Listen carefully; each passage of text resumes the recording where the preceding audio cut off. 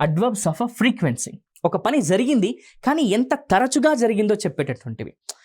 ఒక పని జరిగింది కానీ ఎంత తరచుగా జరిగింది అని చెప్పడానికి ఈ అడ్వర్బ్స్ ఆఫ్ ఫ్రీక్వెన్సీ అనేవి మనకు ఉపయోగపడతాయి మిత్రులారా. కొన్ని క్లూ వర్డ్స్ ఇక్కడ ఉన్నాయి.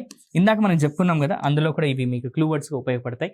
ఆల్వేస్ ఎల్లప్పుడు, యాన్యువల్లీ సంవత్సరానికి ఒకసారి, constantly, daily, eventually, ever, frequently, generally, Harley, infrequently, later, monthly, never, next, nightly, normally, now, occasionally, often, quarterly, rarely, regularly, sometimes, soon, then, today, tonight, weekly, yearly, yesterday, yet.